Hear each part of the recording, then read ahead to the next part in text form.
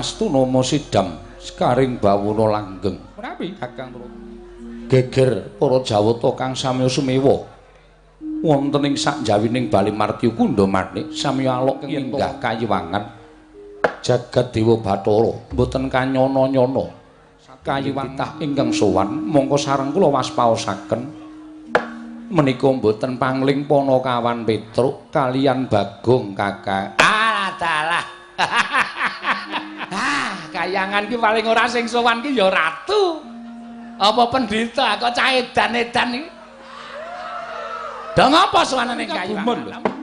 Ing atasipun namung drajating kawula cilik ning kok mboten kenging daya kekuatanipun Bale Martya Kundamanik. Ing atasipun para ratu kemawon menawi sowan wonten ing kayangan. Sak mboten-mbotenipun resik lair batosipun ajrih menawi kenging walat. Lah cobi to? Bagong menika sowan Sang Hyang Bathara Guru kok mboten ndodok, mboten laku napa-napa malah tingak-tinguk. Gumun. Lah, napa wonten titah sing wantun ngitungi asta panjenengan?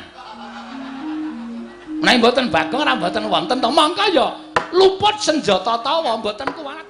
Gong, iki kayangan le. Ha iya. Aku kok ora mlaku ndodok iki pukulan Sang Hyang Bathara Guru ki sembane. Kuwi guru kan? Heeh. Kok muridé rong teko? Bathara Guru. Bathara Guru. Wah, mencorong sandangane ya, Truk. Ha saka Mutiara Jamrut Ergeni, kowe netel Mutiara siji kae iso tanggo urip 7 turunan. Tetelke, Truk. Aja. Ora wani kok. Malak ning. Lho kok malak piye? Tangane 4 ya. Hyang Blun Bathara Guru tangane 4. Wah nek adoh suwe kuwi. Mergane keleke ning ngosoki 4. Lah tenan ora? Lah Petruk, wonten dalu Bugulun. Kita sowan ya kena ning Suralaya ning mbok ya sesuk meniki nek sowan ki ijen. Ora kan dadak kecak para dewa dah ora kajen mungsuh bakal nek carane kaya ngene iki. Hyang Blun Bathara Guru kok denekke keleke 4. Monggo ulun ki ndereke panjenengane wis mangabat-abat rong tau wani karo Hyang Blun manik moyo. Lah kok iki bocah manik moyo ki dalah. Truk iki tep apa wong e, Truk? Ya wong ya kok omonge tanpa pedhot. Hyang Pikulun Bathara Narada. Weh, iki apa? Sing sok diomongke bapak kae lho. Wah, lagi iki aku weruh. Heeh. Kaya jog. Jog kowe pait. Bagong aja sembrono tak idak modar kowe. Kowe lho, gedhe aku kowe. Gong. Ora ngawur kok kowe iki. Kok njur arep ning kayangan arep ngawur ora wonten dawuh Pikulun. Aja kladuk wani kurang geduga, Bagong. Dalem. Kita aja rame. Kowe kuwi. Hah? Lah kok muni wita aja rame. Kita ki kowe. Berarti aku nek munggah kayangan jenengku ganti kita. Ora ya tetep Bagong ning celuk-celukane nek nyebut kowe iki kita. Wah, ngerti ora melu aku mumet aku. Kata-katane iki beda karo nggone dhewe. Bagong, ulun isih gedhe palimarma ulun marang jeneng kita. Aja gawe geger. Mengko mundak kita kena walap. Kowe kuwi lho, kita. Jare Bathara Guru kok ulun. Iki ora rampung-rampung mung perkara cah mocap petuk siji iki. Ulun ki berarti ulune loro, Truk. Kae ya ulun iki ya ulun. Kitane mung aku tok. Petruk kanthong bolong. Wonten dawuh Bu Ulun. Padha rejo saprapta. Kita Truk wis to. Kowe iki menengo sik. Aku tak wangsulan sik. Wah, ora denger aku. Ora denger piye, ora paham. Angel nang kene iki ditelusuri kata-katane iki angel. Wis wangsulan Truk. Nonamit pasang Kalimantabe tinebene iki lho duni dumawing tawang towang. Tinepatno ing tulak manuk Bulun. Nering sambi kula sowan kula tebih saking Rubeda kepareng kula ngaturaken sembah pangabekti kula kunju. Iya Petruk ulun tampa, ora liwat pangestu ulun tampanana. Kula pun dinggo jimat paripe dayana ing kasantosan. Petruk kantong bolong padha raja saprapta kita. Nggih, Pukulun Narada wilujeng bekti kula kunjuk Pukulun. Ya ulun tampa karya bombong tias ulun. Ora liwat pangestu ulun tampanana ya Petruk. Kula pun dinggo jimat paripe dayana ing kasantosan. Ponokawan Bagong padha raja sak prapta kita. Inggih pukulun kita sowan ing Sambikala. Kepanen kula ngaturaken bekti kula konjuk ngersanipun paduka ulun. Lho. Ora dong. Piye, Tru? Salah apa bener? Salah. Ngawur. Iwang Pikulun Bathara Guru. Iwang Pikulun Bathara Gulu. Guru kok gulu. Ketrikel ilate. Ya Bagong ora dadi ngopo. Gandeng kita kuwi atmajaning Kakang Ismaya. Mula ulun paringi pangapura. Sanes Pikulun. Lho. Sanes piye? Kula niku anake Semar dudu anake Ismaya. Ismaya iki jenenge bapak iki ya isi Ismaya. Si Es ngono. Pak Es. Si Es. Pak Es. Bagong padha raja sak prapta kita. Wah iki lakone iki. Pangestunipun Iwang Pikulun Narada.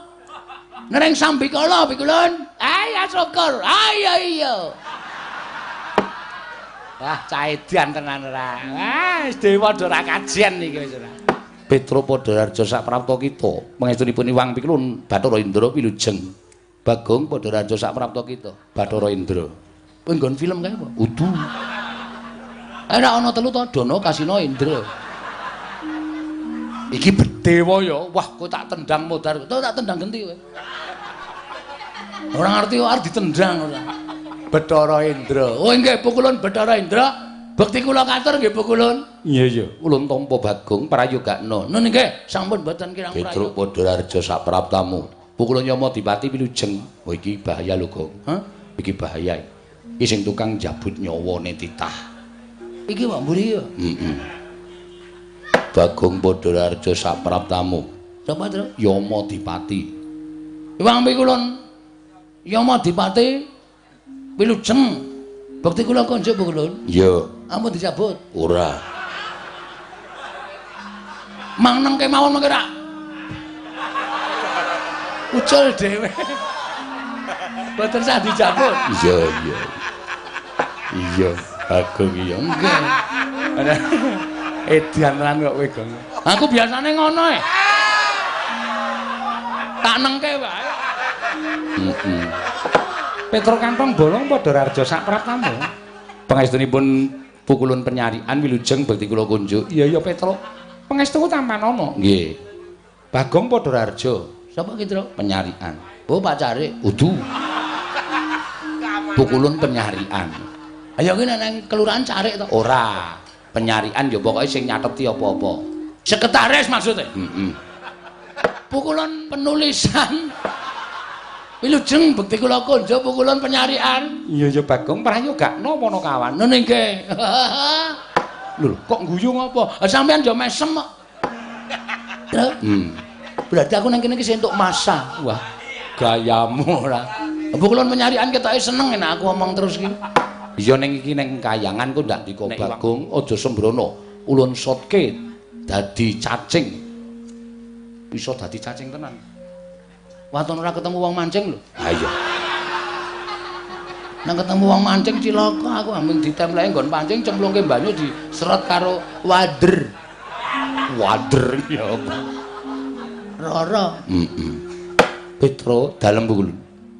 Ana wigati apa kita sowan? Apa saka karsanira pribadi? Apa pancen diutus dening wong atuamu Kakang Ismaya? Menawi lepat Diagung Pangaksami kepareng kula ngaturaken tebah Siti Sekul binunteling ron klapa. Apuran ta mbok bilih wonten lepat kula nggih kula munjatur sa paduka Iwang Adi Pukulun. Petra kaya ora dadi ngopo, matur sembah nuwun.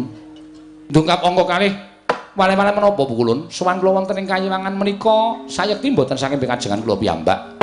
Namung kula menika dapur dipun utus. Sapa ingkang ngutus? Ah nggih Bapak Semar.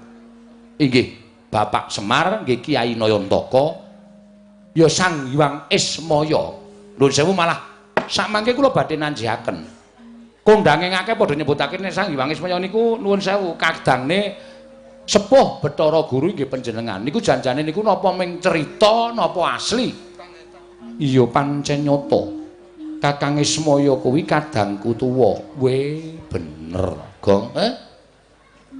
Bapak iki jebul kakangne Bathara Guru.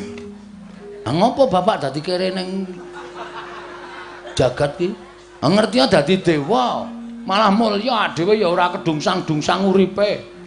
Kakane Bathara Guru kok ngere nang Karang Kadempel mangan intip kaya banyu dikopyok nang weteng.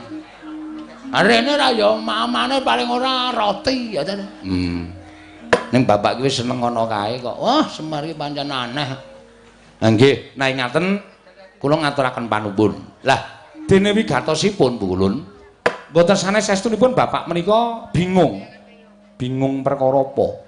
Bapak niku janjane mung kepengin duwe kajat nggih menika bangun desa. Semar menika kepengin bangun. Oh, lakone Semar bangun desa iki. Wis dibedhek ora, aku iki senengane mbedheki ngono iki kok, Gong. Soale wis saking kerepe. Iki nek aku ora gawe sanggit liya. Ha iya, ndak padha karo ning YouTube. Ngendi? YouTube. YouTube ki sapa? Bakule bakmi. YouTube ki teknologi kok. Kene ra ono YouTube ora. Lajeng lho kok lajeng kowe iki ngopo? Sing ngendika kono kok. Iya iya. Salahe do ora omong. Aku omong dhewe. Sak banjure piye? Bapak bangun desa menika kok mboten bangun perkara papan sing magrong-magrong, papan sing becik, sing apik. Maksud bapak luar biasa menika mboten. Ning kersanipun bapak menika mbangun lahir lan batin, ya lahir ya batin. Panggesanganipun para kawula, uripe para jenenge masyarakat Karang Pradesan menika supaya mundhak ya bab ketukulane, ya bab ayem tentreme, ya bab nggone gotong royong menika supaya sengkut gumregut. Mula bapak kepengin bangun desa sumados mujudake desa ingkang sae inggih menika desa Karang Kadempel. Inggih samukawisipun ya bab menapa kemawon mergi sak mangke menika nadyan sampun sae ning ibarate aja kok banjur marem merga kahanan sing wis ana. Ning luwih becik ditingkatake lan diundhakake supaya luwih monjo lan luwih kabiyawara. Iya Petruk. Nggih. Cobi to. Nek teng pundi-pundi bedaning panembah, bedaning kapitadosan menika dados sarana cecungkran. Ning nek teng Karang Kadempel mboten. Karang Kadempel menika bedaning panembah, menika mujudaken setunggiling kerukunan antawisipun setunggalan setunggalipun. Sing siji ngurmati panembahing sing siji, sing siji ngurmati panembahing sing siji. Mula Karang Kadempel niku arang gontok-gontokan, arang padha regejegan. Anane ming sayuk rukun marsinamatan daya dinayan. Tunggal cipta rasa karsa lan karyane mujudake setunggiling desa ingkang kaloka tinimbang desa liyane. Lah terus niate Semar napa? Tentrem ayeming Karang Kadempel menika aja kok ming tekan Karang Kadempel tok. Sing jeneng napa-napa niku isane gedhe niku apike saka cilik. Mengke nek ujug-ujug gedhe niku terus jeblok. Ngoten. Iya Petruk. Nggih. Mula saka cilik sing jeneng arep tekan dhuwur niku ya alon-alon le munggah aja terus mencolot. Mengko nek kepleset ndak malah gegeblak, malah ora apik. Lah niki gandeng Karang Kadempel niku wis apik digawe apik meneh supaya desa kiwa kineng tengening Karang Kadempel niku padha kepengin tentrem kaya Karang Kadempel terus tiru-tiru Karang Pradesan Karang Kadempel menika padha kepengin tentreme kaya Karang Kadempel terus melok-melok sing dikersake bapakne Semar. Ngono Petruk. Nggih. Lah ning bareng wonten iku kula sarujuk, kula mathuk, kula cocok. Ning kok terus Semar kendel mawon. Bapak niku meneng mawon. Lah terus kula jawil, jane apa Pak? Ana bab sing abot apa piye? Nek perkara Prabeya, perkara Brana Picis dibutuhake, mengko aku tak matur ndara-ndara Pandhawa mergo bapak ki dadi pengayomaning Pandhawa, bapak ki dadi panakawaning Pandhawa. Nek ora duwe ya nyuwun karo para Pandhawa. Ora Petruk, aku ora duwe niat mbangun perkara iki utawa mbangun Karang Kadempel iki nganggo srana Prabeya ora. Ning kabeh masyarakat arep tak caketi atine. Ayo to didudah rasane tresna karo bumi kelahirane, tresna karo bumi wutah gedhe ya kuwi Karang Kadempel. Dadi ora usah nganggo Prabeya. Bangun desa nganggo Prabeya niku entekke dhuwit. Mengko bangun tanggul terus diborongke. Lah niku tegese entekke dhuwit. Ning masyarakate supaya sayuk, sayek, saekokati, tetunggalan manunggal. Ayo to. Iki apik dienggo dhewe, iki becik awake dhewe sing ngrasake. Mula ayo bareng-bareng padha dibangun. Nah ngoten niku karepe bapak. Iya Petruk kuwi becik banget. Nggih. Ning kok bapak niku paring pangandikan? Bapakmu paring pangandikan piye? Srana iki bisa lancar, kabeh para kawula sakarang kadempel bisa ngrasakake ayem-ayem tentrem. Waton syarat sranane kaya sing nalika aku ngimpi kelakon, Truk. Bapakmu ngimpi apa? Bapak niku ngimpi methik Sekar Jambu Dipa Nirmala kalih Pelem Pertangga Jiwa. Niku sing abot teng mriku niku. Bapak niku ngasta kondur wujudipun Sekar Jambu Dipa Nirmala kalih Sekar Pelem Pertangga Jiwa. Mongko Jambu Dipa Nirmala Pelem Pertangga Jiwa niku thukule ming neng Kahyangan. Lah terus kula cancut, saiki gareng piye sing tuwa? Sagu munggah Kahyangan ora? Gareng sambat nek awake. Nek kon munggah Kahyangan mboten iso mergo Kahyangan niku munggah gunung Himawat sing dhuwure ora karo-karuan. Dalane menggak-menggok lan sak piturute. Iya, nggih. Lah terus gandeng gareng ora gelem kula saguh. Ndilalah kok Bagong ya saguh. Ha itu, Gong? Heeh. Arep kula karo Bagong walu tekan mriki ora bareng. Kowe metu ngendi to, Gong? Serungga. Oh. Kowe metu parang tritis mesti ngono ta, Tru? Heeh. Nilai losmen to kowe? Ora. Ora ya. Wah, kowe iki. Napak tilas. Napak tilas dengkulmu melocot lho lah. Senengane aja sok buka wadine wiyaga-wiyaga. Ngerti kok aku. Aku mula emoh. Aku liwat Serungga. Ah iya. Arep mampir none Simbah malah gerah. Ya ora apa-apa. Lah sak banjure mila suwan kula sampun Bathara Guru menika wonten sukalening penggalih sak mangke paring agungan. Keparenga sak mangke mandhapaken Sekar Pelem Pertangga Jiwa lan Sekar Jambu Dipa Nirmala menika kaparingna dhateng Petruk niku bapak sing nyuwun. Omongga Bathara Guru, omongga Si Manikmaya. Aku wis ora mapan ning Kahyangan. Aku wis ikhlas dadi titah, aku wis ikhlas dadi menungsa lumrah. Nek nganti Bathara Guru kok ora menehke kembang Jambu Dipa Nirmala, kembang Pelem Pertangga Jiwa, aku sing arep munggah ning Kahyangan. Bathara Guru njaluk tak walik mripate. Ya, Gong. Ora aku ora krungu kok. Ajar lho kowe. Ora ana kata-kata ngono ki ora ana. Kowe senengane nambah-nambah ya, Truk. Oh, bapak ki wong sopan wadake ora ana kata-kata kaya ngono kok. Apa bapakmu ngendika kaya ngono? Jane mboten. Ini namung kula ki mawon supados suasanane rada tegang ngoten lho. Pripun? Dipun paringaken apa mboten? Nek diparingake dina niki ajeng kula boyong kali Bagong, dene ora. Kula kaparingan Purbawasesa. Terus kene maju tak sebul mbun-bunamu. Nek wis tak sebul mbun-bunamu, kowe munggah ning Kahyangan. Nek guru ora meneke kembang Jambu Dipa Nirmala, kembang Pelem Pertangga Jiwa, kowe ngamuka ning Kahyangan. Ora ana sing iso menang karo kowe. Arep Manikmaya nggunakake cis Trisula, guntur geni guntur angin, ora bakal iso ngobong awakmu, ora bakal bisa tumama ning awakmu. Nah, nuwun sewu mula bengi niki kula rada gleleng. Lah nek kula wis disebul mbun-mbunan kula mboten ajeng pripun-pripun. Upama panjenengan ndawake guntur geni guntur angin, nek kula ora apa-apa, ning mang ndawake Bagong. Bagong dereng disebul mbun-mbunane.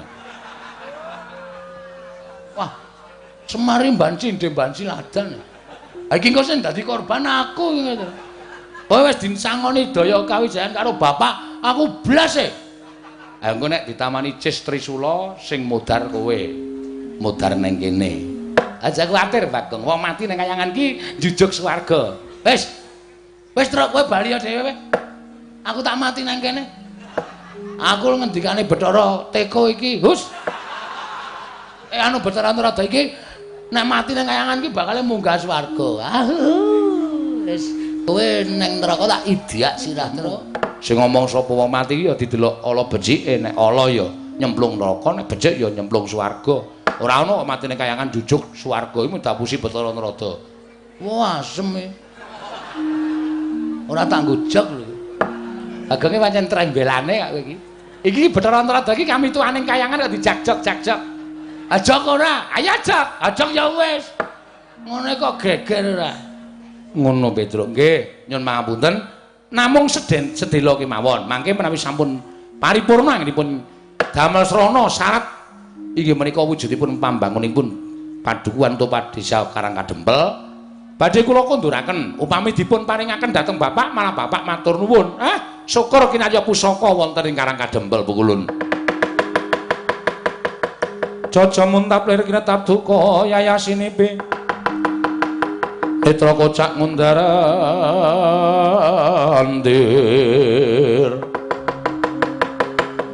Idep nyomangolon Jaka wadananira mbaranang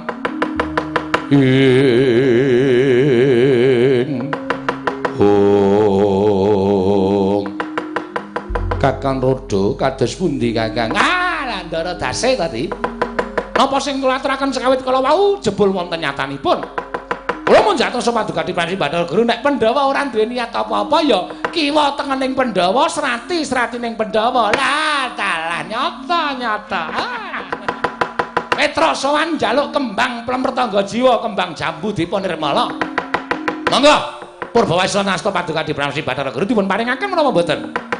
Nek ora diparingake ya kudu iso nundung Petruk nek diparingaken ya menika langkung sae jan nyatanipun ingkang mbetahaken menika Semar Badranaya Kakang Semar Nayantaka meniki kadang paduka sepuh piyambak. Inggih Kakang. Nanging menawi kula paringaken sakmangke menawi kawanguran dening para titah sanesipun tan wurunga kinten kula menika dewa ingkang bancindhe banciladan. Leripun. Sampun kathah ingkang badhe nyuwun sekar Plempertangga Jiwa miwah sekar jambu dipun nirmala. Mboten kula paringaken nanging sareng kula warga kula piyambak ingkang nyuwun tumunten kula paringaken menika mangke dados alok ing para titah ing mapan wonten ing Janaloka Kakang. Wis monggo ning kudu ngati-ati lho Di ngati-ati le atur wangsulan lan Petruk Kantong Bolong ning nganti panjenengan sisip gone paring pangandikan lan Petruk Kantong Bolong arep apa-apa bocah niki bocah lantip batur niki batur sing pinter. Mengko ndak kriwikan dadi grejekan geguyon dadi tangisan ndak kayangan digojak-jakan dening para panakawan. Petruk dalem ulun bakal maringake ya kuwi wujuding sekar Plempertangga nirmala. Estu Bu Ulun? Iya Petruk. Nanging luwih becik gandeng sekar mau kudu dipethik sarana ulun pribadi ingkang methik. Mula kula ngenten ana ing repat kepanasan. Oh nggih. Sawise kita mapan ing repat kepanasan mengko ulun merpeki lawan jeneng kita bakal ulun paringi wujuding sekar Plempertangga Jiwa lan sekar jambu dipun nirmala. Oh nggih siap. Nek pancen kaya ngoten kula niku mboten badhe andhuwa kepareng pekepan paduka Wang Bukul Bathara Guru mboten. Nek dipun dawuhi nenggo wonten ing repat kepanasan sendika kula tak mundur saking Datulaya utawi Bali Martikunda maneh ngentosi sak bibare pepanggihanipun para Jawata kula ngentosi rawuhipun Iwang Pikulun Bathara Guru. Iya Panakawan Petruk. Menawi ngaten nyuwun pamit Pukulun madal pasilan sing ati-ati aja kaya bocah cilik. Pukulun Rada kula nyuwun pamit. Ya Petruk sing ati-ati. Pukulun Bathara Indra kula nyuwun pamit. Ya Petruk sing ati-ati. Pukulun Yama Dipati kula nyuwun pamit. Pukulun Menarian kula nyuwun pamit. Ya Panakawan sing ati-ati. Sampun Pukulun kula nyuwun pamit ngentosi wonten ing repat kepanasan. Iya Panakawan sing ati-ati aja kaya bocah cilik. Panakawan Petruk.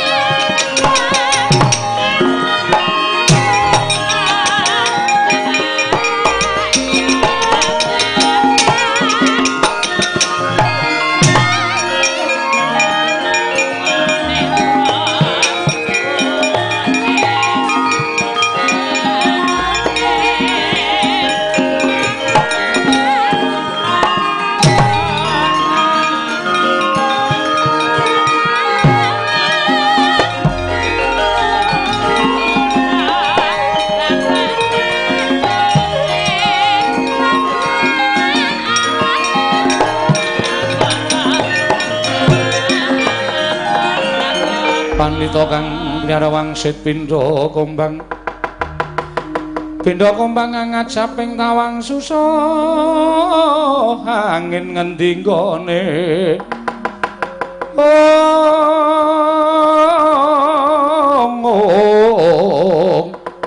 susah angin ngendi nggone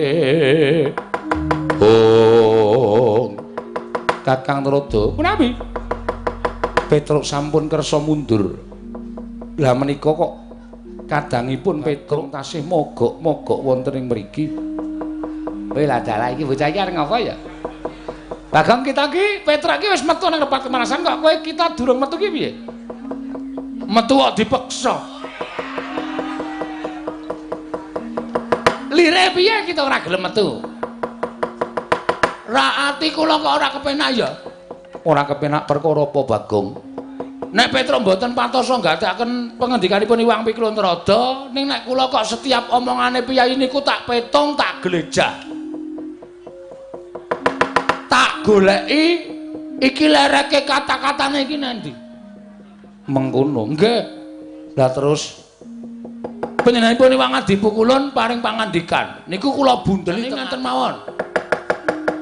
Luwih becik jujur mbangane sampeyan tumindak sing ora jujur mengke gawe gelo atine Petruk gawe gelo ati kula mengke kayangan rusak merga saka pakartine Petruk awulung sampeyan jujur pangandikaku sing piye Bagong akeh wong sing kepengin njaluk kembang Jambudipa Nirmala kembang Pelemper Tangga Jiwa mboya ulun paringake yen nganti ulun maringake kelawan Semar ateges padha ngarani yen to kula warga diwenehi ngampil nek wong liya ora diwenehi ngampil mengko dikira mban cindhe mban siladan ayo ata nggih mboten iya Bagong nah kata-kata itu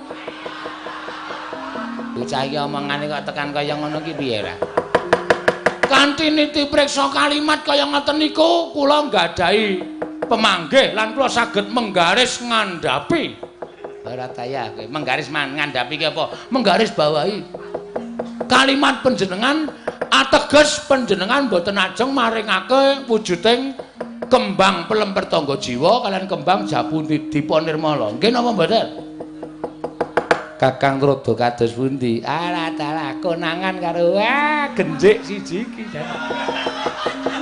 wah dalah Petruk ora iso gagapi mengjane adi guru lah kok malah Bagong sing iso nyurasa mengjane adi Manikpa ya dheweke ora trima lan ora gelem metu nang repat kepanasan ah das pundi Dik nggih kula piyambak bingung pun saniki ngaten kemawon kalah cacak menang cacak dipun blakaken kalian Bagong ngoten Kakang nggih monggo kula aturi blaka kita hus napa ya jenenge ulun kula aturi blaka kalian kita tetep kuwalik panjenenganipun pukulun kula aturi kita aduh kula aturi blaka kalian ulun sakarepmu Bagong nun blaka suta blak kotang terus terang waduh kaya ngono to kata-katane piye aku mau blaka suta blak kotang terus terang ngoten genteong Bagong wong edan ning kayangan ki ora kena saru sing saru ki sapa kok teko wus ana wong saru kok mengiroke blak kotang terus terang kok saru ora prasaja wae nggih yen to Semar bakal nyuwun Pelemper Tangga Jiwa wujuding kembang lan kembang Jambudipa Nirmala yekti Semar nerak pacak nerajang perbatang lho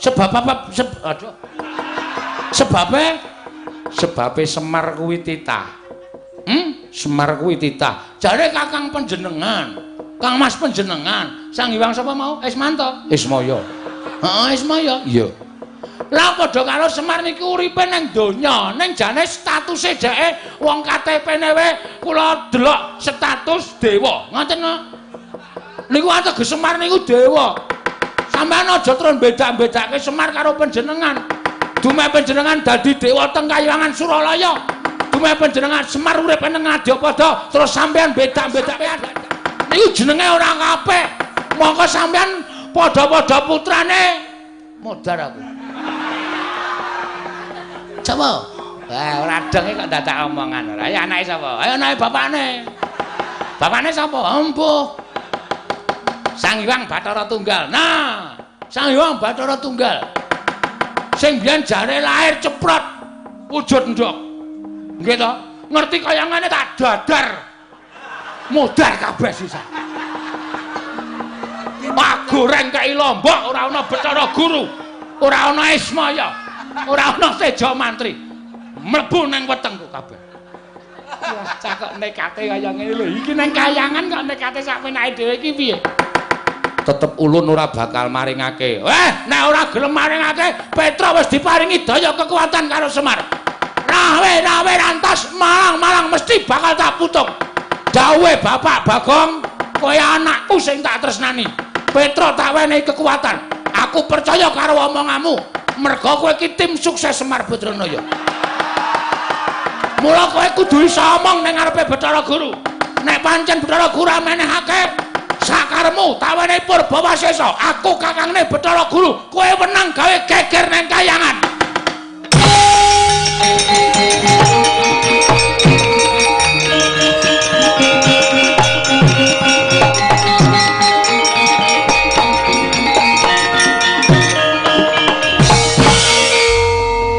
Mastu Nomo Sidam Skaring Bawra Langgeng ngilang ngawi gena Mastu Purnama Sidam.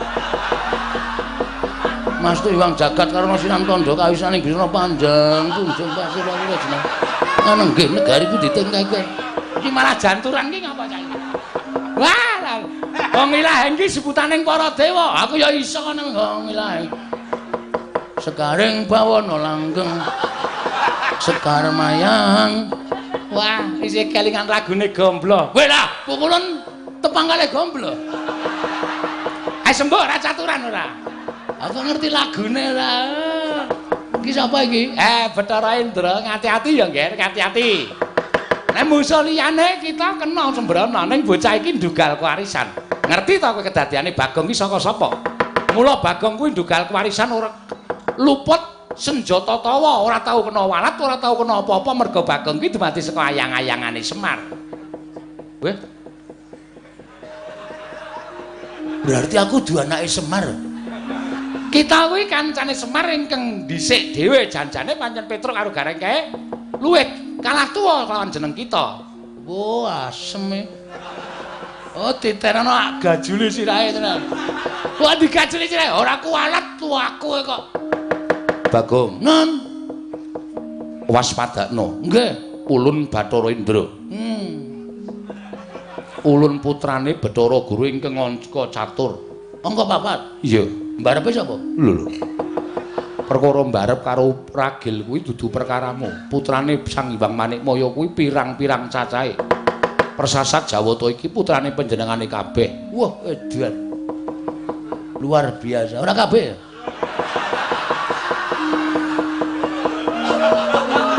Apa ora? Musuh Bagong e omongan iso ditekuk-tekuk ora. Kuwi jenenge nyalahi peraturan ning pemerintah. Ana apa? Apa gunane ana BKKBN? Sing dikongkon karo bapak ki werna loro anake Semar siji Petra loro Bagong. Nek Petra ora dong kalimate utawa pengendikaning para dewa, Bagong sing iso glejah pengendikaning para dewa. Mula wektu dina iki kula njaluk keterangan sing gumathok. Nek ora dikekke Sekar Plemper Tangga Jiwa, Sekar Jambu Dipa Nirmala, Lena pangendamu penek dhewe. Lho. Arep dipenek dhewe apa enek wae. Aku kulino nyolong kok. Nah, penek tak yok. Gogrok kabeh kembange. Aja ngawu gawan ngawur. Ya wis men. Yen kita wani kalian para dewa, tegese kita bakal cepak pati kita Bagong. Pancen kuwi sing tak gayo. Urip ngopo ben dina minggu? Esuk 2000, awan 2000, sore 2000. Uripku ki wis rekoso. Ciduk kowe tak kredit kok. Lah ciduk kok dikredit iki bangetan ora. Ya men sak karepku. Sedeng rusak urung lunas ya wis. ngrekoso malah uripe. Kita metu njaba tunggu ning repat kepanasan. Mboten. Kula tetep ajeng nyuwun keterangan. Diparingke napa mboten? Yen diparingke kayangan ayam ayan tentrem. Tentrem. Yen ora diparingke dening Wang Pikulun Manikmaya kerubutan para dewa. Kowe lah bocah iki ya suarane kok ya sawinan. Ayo, sapa kene sing dadi senopati ning para Jawata? Yen perlu Yama Dipati kon jabut nyawane. Bagong, urung jabut nyawa, teteki untune, jabuti untune. Sing kondange Wang Pikulun Bathara Brama, sing iso ngobong apa-apa, apa rumasamu aku ora gawe ember. Bathara Brama metu guyang legane ngati. Mlebes banyune. Ayo sapa meneh sing arep ngrubut karo Bagong? Nek ora tak kayangane iki ndak dewa-dewa Jawa ora adil. Bangane Semar munggah ning kayangan wong tuwek ketayalan luwung Bagong sing ora truma ning kayangan. Metu njaba ora metu ulun bopong ning njaba. Ayo kowe arep bopong aku piye kowe Bathara Brama?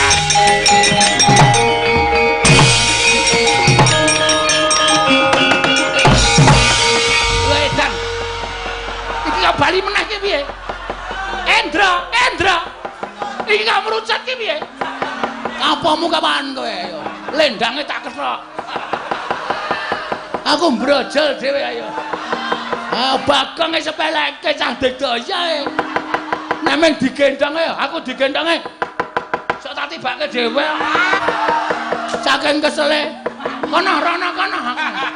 Pegel aku anu. Weh, Yama Dipati. Wae Bagong gendong.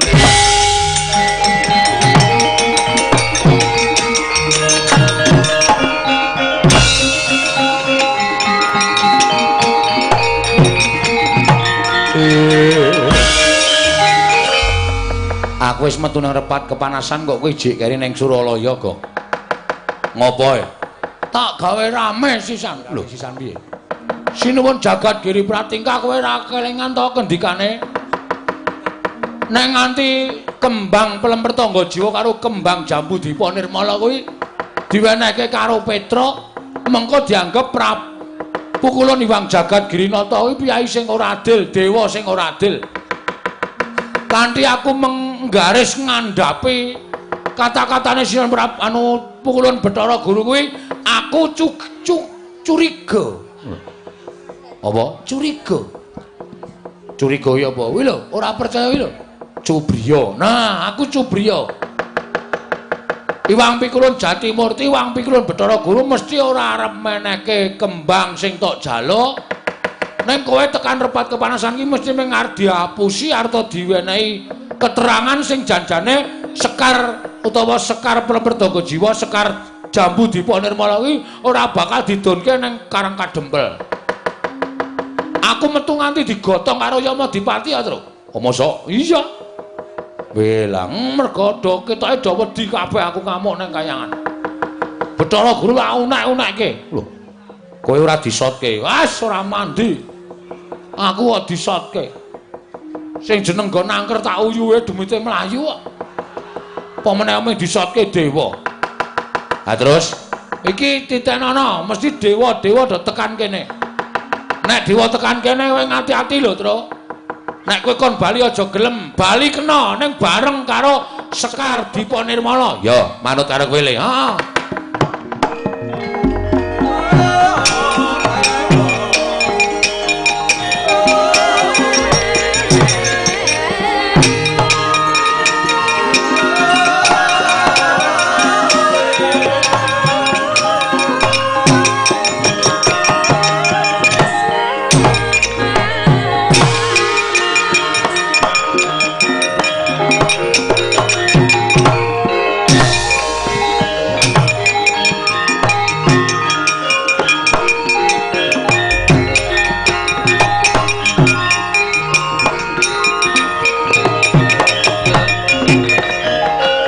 Nututi lamun katututan lamun mangsa prawira diktaya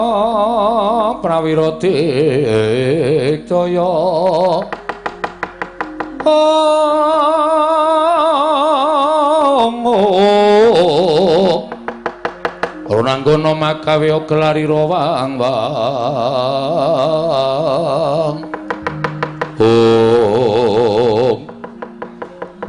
Bener kandamu iki, kandhane kok. Sing iso ngapusi jebul raming menungsa, dewa ya sok ngapusi. Ha iya. Ngati-ati lho, Tru. Rasa kuwatir, Go. Aku wis disebul bun-bunanku ping 3 karo bapak. Jare bapak aku digdaya, tak jajali nek mungsuh dewa iki menang apa kalah. Ngati-ati. Heeh. Malah kowe wae sing ndelik. Ngapa? Kowe disebul to? Nadyan ora disebul dening bapak, tak cobane aku nek mungsuh dewa, Tru. Menang apa kalah kira-kira? Ketoke kalah. Apa?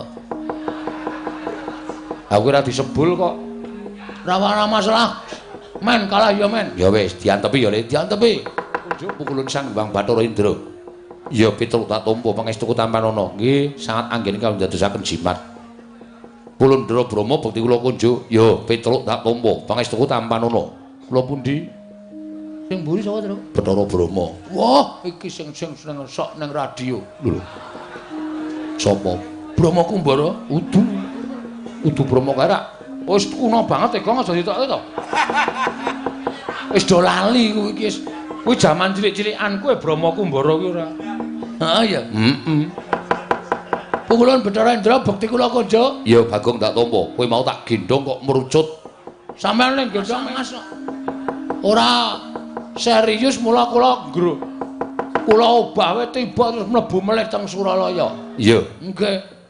Terus dibopong karo Kakang Pukulun Bathara Yamadipati. Ah nek nika le nyikep tenanan nganti rasa ambegan aku. Nganti tekan riki niki Bathara Brama bekti kula kunjuk. Ya Bagong tak tampa. Pangestu Ulun Tampanana. Nun niki sangat anggen kawula ndadosaken jimat. Sik ya terus tak golek banyu. Lah ngopo? Kae Brama kae dewaning geni nek ora disiram engko ndak. Ora murup genine ade cilaka. Rasa. Aku wis jebul mbun aku ping 3. Rasa kuwatir, Go. Wigatosipun ngemban dawuh timbalaning Wang Pikulun Jatimurti ya Rama Pukulun. Petruk dina iki kowe kon bali. Ngandel ora. Terus Sekar Pertangga Jiwa, Sekar Dipanirmala ora bakal diwenehake marang kowe. Merga kuwi kembang kayuwangan. Ora sadengah titah iso mboyong wujuding kembang kemapan ana ing kayuwangan. Mangriyen to, bapak niku ya dewa. Ya wong bapak niku wujude titah. Ngoten. Dadi nek bapak nyuwun Sekar Pertangga Jiwa, Sekar Jambu Dipanirmala niku wis sak trepe wong bapak niku ya panjalmaning Jawata. Ngoten. Kok ora dikeparengake? Kok Iwang Pikulun Bathara Guru ngendika nek ora saben titah iso mboyong Sekar Dipanirmala lan Pertangga Jiwa. Niku ateges Iwang Pikulun Bathara Guru wis nyebratke bapak minangka dadi ganeping Jawata. Monggo nika titih Sang Hyang Bathara Ismaya. Riwon kula nyuwun keterangan. Nek kula entuk keterangan sing gumathok ora apa-apa kula bali. Kula tak matur kersane bapak. Ning nek mengke bapak nesu, dadi manik maya wis ora nganggep aku kakangne. Petruk ora usah melu-melu. Aku tak munggah ning kayangan. Sapa sing wani karo bapak? Ayo. Wangsulan, Ndra. Apa sing domongke Petruk iki betul? Iki mumpung aku karo Petruk isih gedhe palimarmane. Ora ngamuk ning kayangan. Nek nganti aku karo Petruk ngamuk, umpama aku kalah, aku medhun ning omah, ning Karang Kadempel. Pak, aku diajar karo Bathara Indra, karo Bathara Brama. Nek bapak nesu piye? Blogegku geguk sadulita. Lit. Mel. Indra karo Brama kok ngajar anakku tersayang. Kepengen ora suwe le dadi dewa, munggah ning Sulendra Bawana, munggah ning Swarga Dahana, ngubal-ubal entut mudhar. Ngontute bapak iki, aku wingi dintute 4 sasi opname. Ya, Tru? Ayo sembrono ora. Wose gelem bali apa ora? Nek kula pulun wangsul penak awamu. Yen mboten pulun wangsul, mapano tak cemplungke kawah condro di muka. Waduh.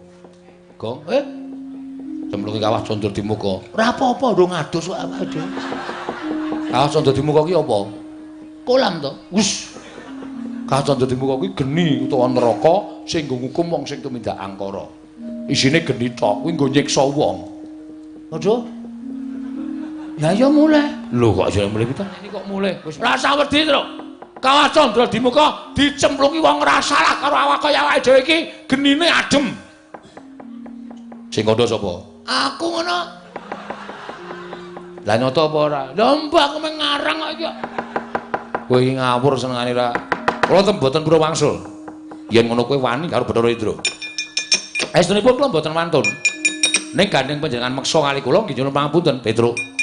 Isih gedhe Palimur mulun kelawan jeneng kita. Ayo bali. Bali apa ora? Wangsul kula nek nganti didukani bapak, kula isin. Kula wirang. Mula nyuwun sewu kula mboten ajeng wangsul. Yen kowe ora bali tegese wani karo para Jawata. Nyuwun sewu mboten ajeng wantun. Kula mengke pengen boyong Sekar Prampertangga Jiwa, Sekar Jambu Dipa Nirmala. Niku tok nggo saat bapak li ajeng bangun Karang Kadempel kok pukulun.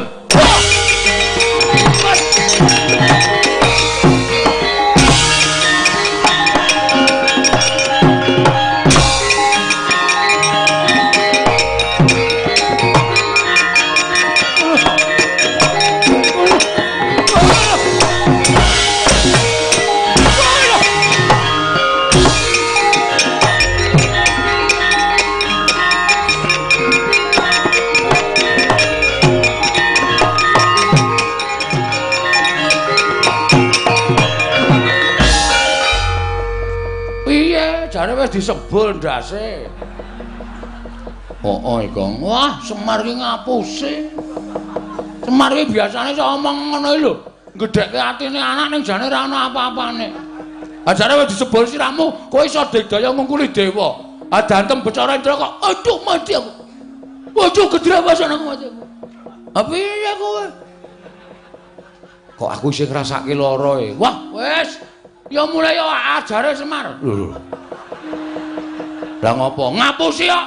Nyatane musuh dewa ya kalah kok. Kok tendangane. Aja kok kae bapak kok. Bapak piye? Ha terus piye njaluk bantuane sapa? Wis. Aku kowe. Terus. Kowe wis sing disebul Semar wae. Aduh mati aku. Apa meneh aku sing urung disebul? Diantem pisan iso almarhum. Oh ya, nganggo pikiran kok nek omong ki.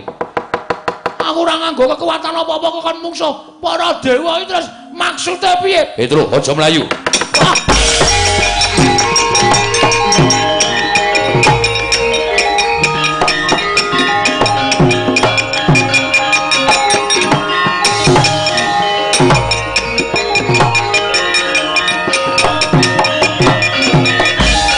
Adine arep melu-melu. Kowe arep ngewangi karo kakangmu, iya. Arep ngewangi karo kakangmu. Ayo wani karo Bathara Brahma. Aku nyipta geni kobong sawakmu mati nang kene kowe. Ayo. Sing apa meneng wae. Trewet tratapan aku wae. Ayo wani apa piye? Yen pancen wani karo Bathara Brahma, yen perlu krubuten wong loro ora bakal tak tinggal loncat. Lah kok ya kaningaya temen lho ya uripku. Mati nang kene kok. Mburi kae jurang jero banget. Arep mlayu karo aku nanti. Kowe ngapain nangis iki? Kowe mati karo aku tenan le. Ketemu Bathara Brahma kuwi nek nganti nyipta geni kowe karo aku kobong. Mlayu. Melayu matamu mburi iki lho jurang iki lho repat kepanasan ki dhuwur gunung dhuwur banget iki jurang arep mlayu nang ndi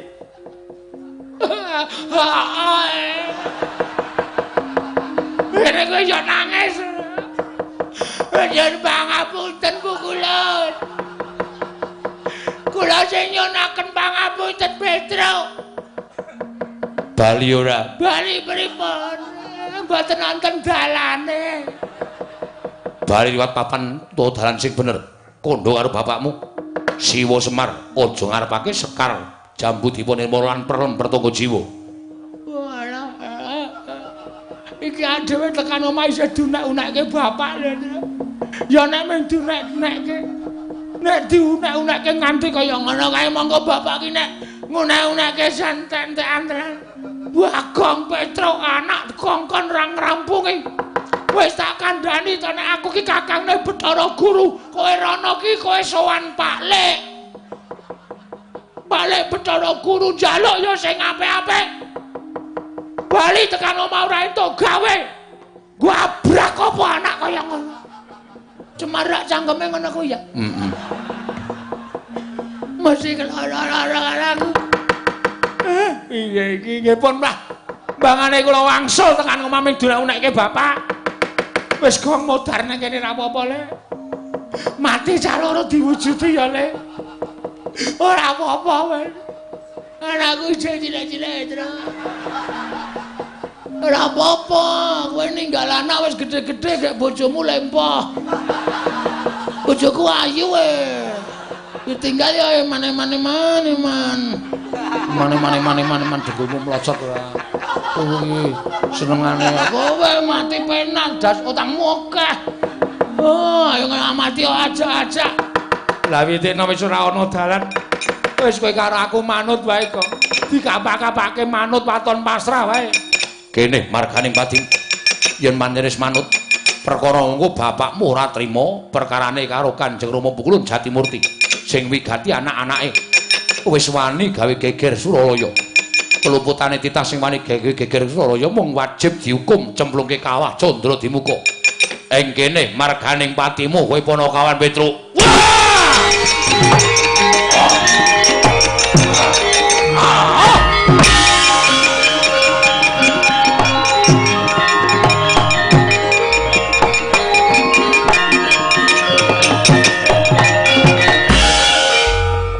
Sapa Gong? Kancamu apa? Kaya kancaku sing parkir nang Imogiri kae, Tru. Rambutnya ya rewo-rewo ngono kae. Ning kok gereng ya, Gong? Hah? Kok gereng ya? Buta kae, Le. Hah? Buta? Lho sapa ya, Tru? Mengko Pukulun Bathara Kala. Engko nek Pukulun Bathara Kala kae mung duwe pamrih kae mesti. Ngewangi kowe engko nek dewane kalah kabeh, Petruk, Bagong, aku luwe. Kowe dadi panganku, modar. Mati meneh. Piye to iki kok ketoke ra penak terus to, Gong? Kowe iki lek gawe sanggit piye, Truk? Awake dhewe kok ngrekoso terus ki piye to?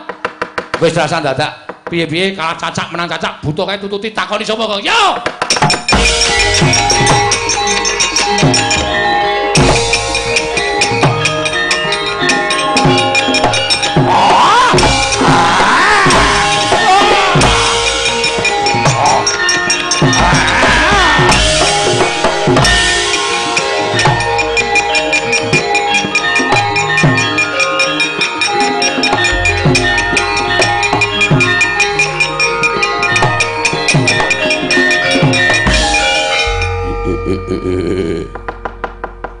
Petruk. Kancamu, Tru. Getarane. Aku iki kenal karo kowe. Petruk. Sapa, Tru? Kowe kok ndek kanca gleleng ngene? Mbuh aku ora ngerti. Aku iki ora ngerti. Aku kono tepung ro kowe. Kowe iki senengane ngapusi senengane. Sapa? Nuwun sewu, kula niku bingung panjenengan kok nyebut kula Petruk ngoten niku. Panjenengan kenal kali kula lho. Oh, ladal. Ora kenal sebab piye kowe tau urip bareng karo aku. Engko gek kowe iki ya buta terus. Udu. Ngaku wae, mulane wingi pitikku tok kudu modar iki. Tok cokoti ya ora. Ora. Oh kan kamu buta-buta kaya ngono. Medeni truk ora. Iki lho ana buta teko truk. Nganggo kopiah. Ya wis ben mengki wae ora. Petruk. Aku ora mentala krungu penangismu mula aku mudhun saka Karang Kawidodaren. Lho. Widodari udu sik to menengo to. Menengo sik. Apa-apa tok saut. Iki ben omong sik, engko ora dhewe jelas, ora apa-apa disaut. Lah kamu nih Aku medun saka Karangga Widodari. Mosok widodari bentuke kaya ngene. Aku didhawuhi dening dewa supaya njaga Karangga Widodaren saka bangsaning jim diunggahake dadi bangsaning dewa. Jim Gong. Oh, wis rasa takoni paham aku. Sapa? Iki nganu iki Jim dan Jum. Jim dan Jum. Kayak serial TV lah. Sama itu. Petro Nun. Kowe tau urip bareng karo aku ning jamaning Jim. Sadurunge kowe dijaluk dening Semar, kowe nyegat begal karo Semar. Diduduti awakmu. Kowe mbiyen dudu Petruk ning jenengmu Raden Pecruk. Walah. Begawan Solontara. Iya. Aduh. Matur nuwun, Pak.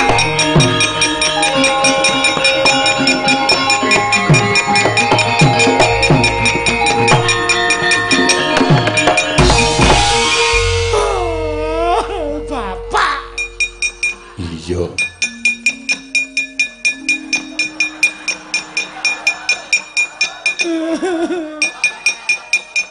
Ceruk. Ngopo?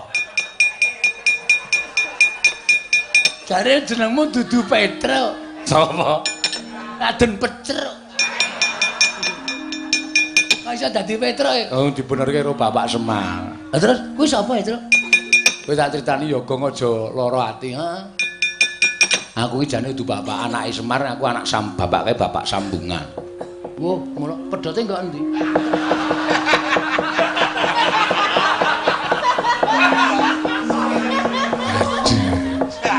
Maksudnya Bapak Sambungan ki aku ki mbiyen dopeni karo bapak. Tegese bapak angkat ki nek carane Jawa Bapak Sambungan. Mengkono. Heeh. Iki bapakku asli. masa? Heeh. Bapakku asli mbiyen bangsaning Jim, saiki dadi dewa. Wah, bajigur iki. Anak dewa kowe. Heeh. Ya nyun ngapura, Gong. Lah terus aku? Kowe iki mung saka ayang-ayangane Semar. Bapakmu ya ora ana, mbokmu ya ora ana, dumadi saka ayang-ayangane Semar. Sing nyipta mbiyen ya Iwang Pikulun Spada Wenang utawa Iwang Pikulun Asih Prana. Oh, tepung aku karo Asih. Asih Prana. Marse apa Asih? Nek Marse tepung aku klawer to. Udu.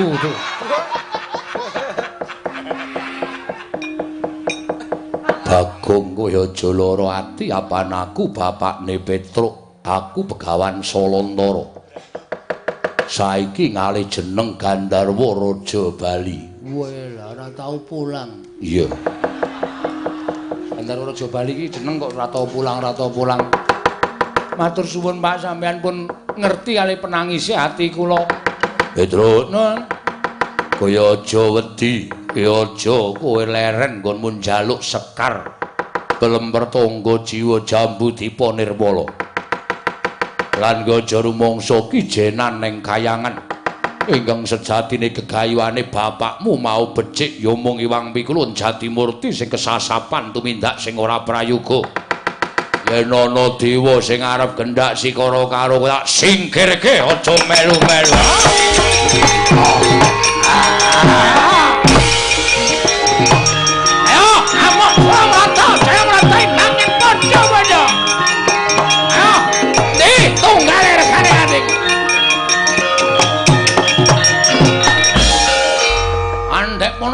Sia-sia arep Petro.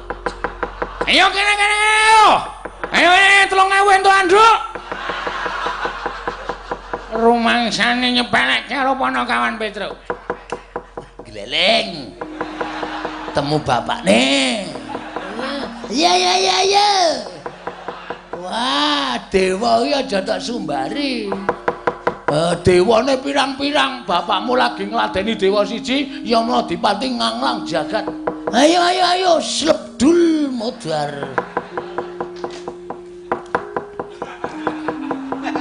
Nek ra prayitna, Bagong iki nek ngomong sok nyemelangi ya ora.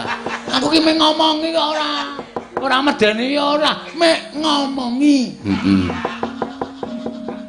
Mek ngomongi. Wong urip nang donya iki diwajibke omong kosong. Omong kosong kok, omong kosong ora. Ayo delok bapakmu lek gret kae tru. Ya, wah, ayo kaya ngono kok. Ah, dewa bubar mawut ra karo-karoan galo. Wah, seneng. Ayo, ayo.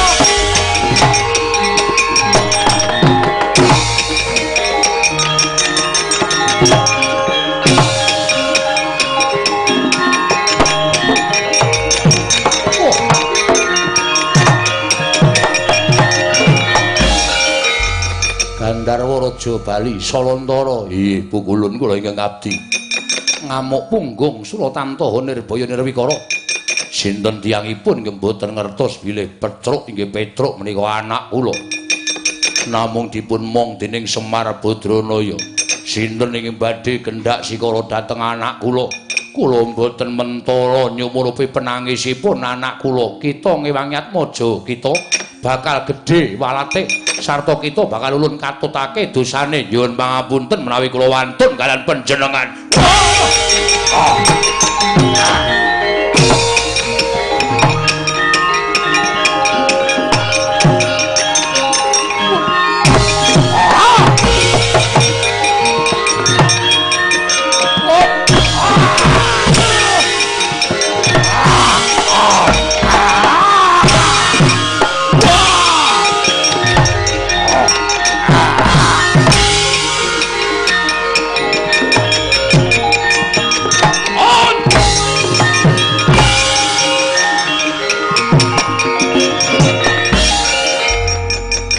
Salantara pukulun Yamadipati ya kowe ngorak-arik para dewa ora minggat jebol nyawamu mangsa bisa ngrawat tinjung akhirat nyawamu monggo Ratri Medjaya dateng pun Gandharwa Raja Bali.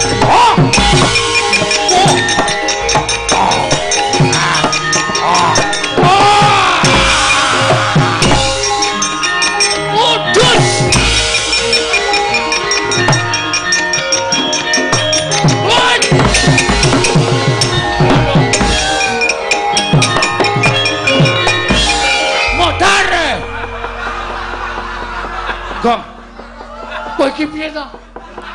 Kok iso? Tok jupuk nyawane, lak pejet kala mendinge. Lah sebabe bapakmu dijabuk nyawane to? Apa nglekar kaya apa? Ning wis iso tangi meneh. Oh ya syukur. Ya Madipati iki piye iki? Nyawane nang ndi? Aku ora weruh. Ngene nganti ora ana kowe dukani Wang Wulun Bathara Guru. Mati tenan mengecak-ecak iki. Aku ya ora iso njabut nyawa kok gek mengecak-ecak. Ayo wong tak jambak tak pejet kala menjinge ngono. Ngrek mudar. Ayo lah. Urip kok. Anget tak, Truk?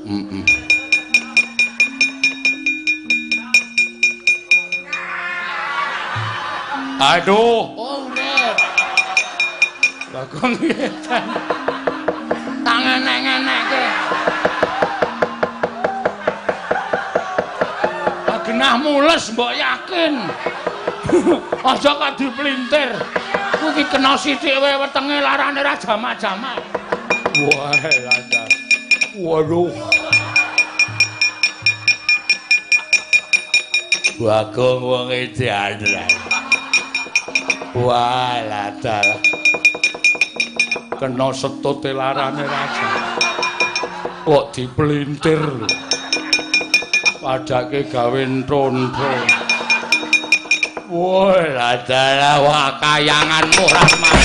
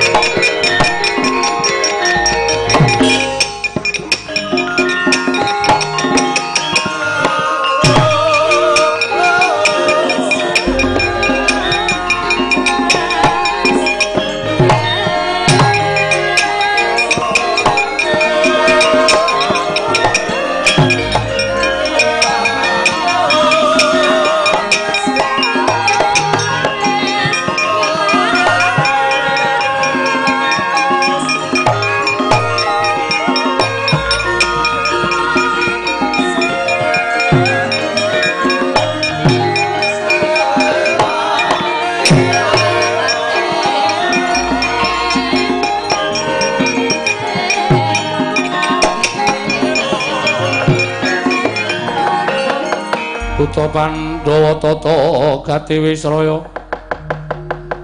Indriyaksa Sara Maruta Pawana Pana Margana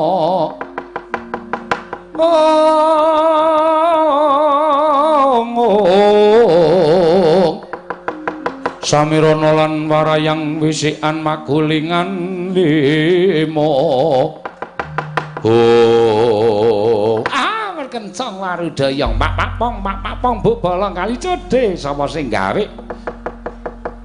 Gandhara Raja Bali wonten dawuh Pukulun lah kok dadi kowe mbelani karo Petruk akeh sangjaning para Jawata Widatara Widadari padha nungsang kuyang numbuk bentus padha golek papan pendelikan awit wedi kelawan pengamu ing Salantara inggih manah kula namung boten mentala kula mireng dhateng penangisipun anak kula pun Petruk.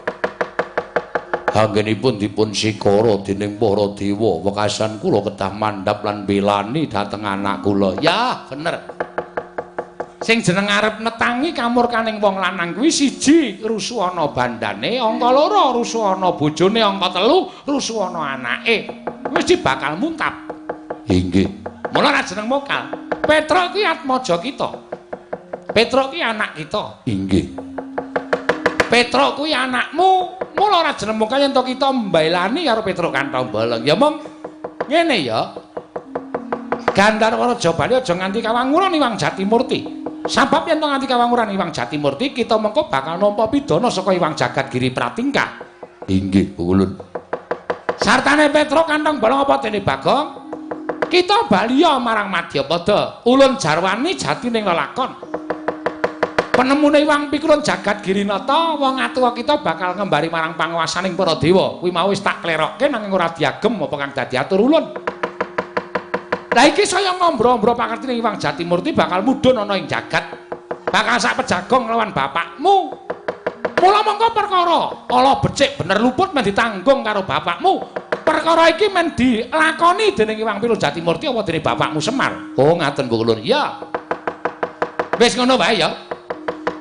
Salantara kita bali marang kewajiban kita. Petruk ben bali marang Marcapada, bali marang Karangkadempel. Oh iya, ngestaken dawuh. Ya mongko tak kandhani ya Petruk supaya bapakmu kinen prayitna ngati-ati malang tingkah lakuning kadange dhewe ya kuwi Iwang Jagadgirinata. Nggih, ngestaken dawuh Bu Kulun. Wis ngono wae. Ulun kondur makayangan.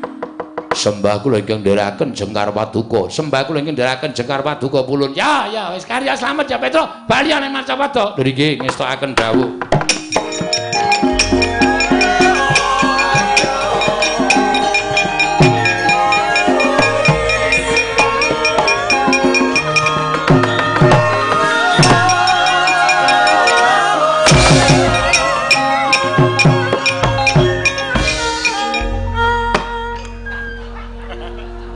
Iki nek ora gawe geger ngawal ta?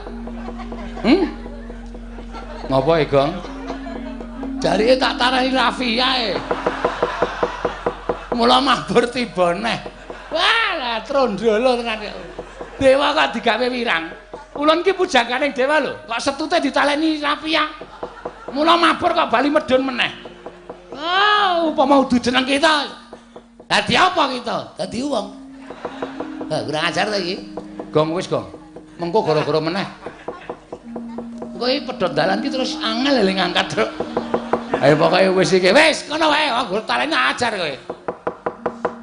Ngono ya, njaluk ngapura iki mergo pakak. Ayo tangane arep ngapa kowe.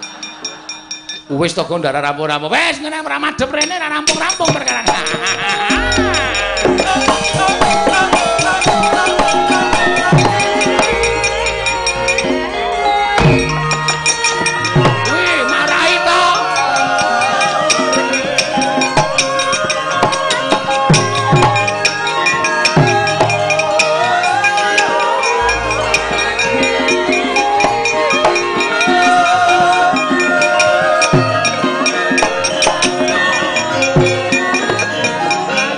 Putra Pandhawa tata gati Wisraya Siang nyoma wingis-wingis tutuk mangolir gua sela mangling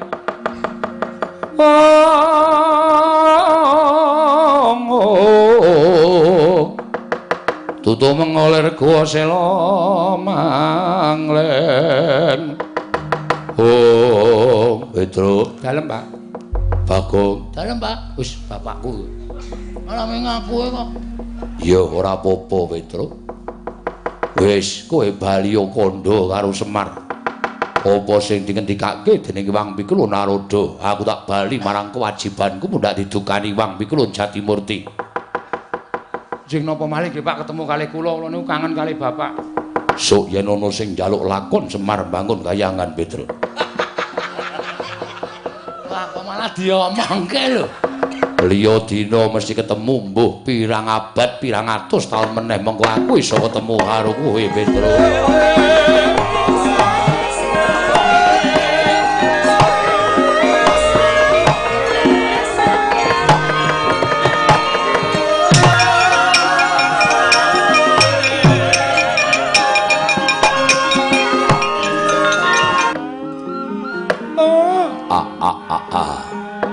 Blegegekugeg sadulita mel.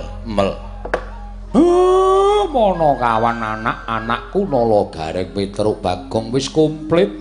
Nggih, Pak. Nggih, Pak. Nggih napa? Petruk piye kabare? Jumeng klungen kaya ngenteni sileming palwa gabus kumambanging watu item. Bareng kowe sowan aku weruh marang blegere anakku Petruk. Nalika semanten Wang Pikul Bathara Guru dawuh kaliyan kula kinen ngentosi wonten anurepat kepanasan mboten kanthi kanyono-nyono rawuhing para dewa arep mrawasa kali kula kali Bagong. Nganti kula diwangi karo tiyang sepuh kula. Sapa? Rencange bapak riyin Begawan Salantara Gandharwa Raja Bali. Iya pancen wong tuamu kuwi wis unggahke derajate minangka ganeping para Jawata. Nggih. Ya, bareng ngoten para dewa kawon, terus Wang Pikul Narada dawuh kaliyan kula, Petruk, aja nganti kowe sak pejagong karo Wang Pikul Bathara Guru awit iki ana niat sing ora prayoga saka Wang Pikul Jatimurti. Mula kowe mulya. Mulya. Merga nadyan kowe mulih tekan Karang Kadempel, mongko Wang Pikul Jagat Girinata bakal rawuh ana ing Karang Kadempel. Merga saka penemune Wang Pikul Jatimurti apa sing dirindakake bapakmu mau dianggep padha karo bakal nguasani sarta ngembari marang panguwasaning para dewa. Ngaten Pak dawuhipun Wang Pikul Narada. Semare kaden prayitna samurires eka balik Titiyani Gandayani Trisanya Purnama sasi gilar-gilaran ing tengah latar milang lintang Bima Sekti dereng paripurna aturipun kula Petruk Kanthong Bolong nalika semanten kunjuk kersaning Ki Semar Badranaya dadak sakoling mangking timyup saking Dirgantara nenggirawipun Sang Hyang Pikul Jatimurti wonten ing Karang Kadempel kagiat kadrawekasan Lurah Nayantaka wau. Semare kaden prayitna semurires eka balik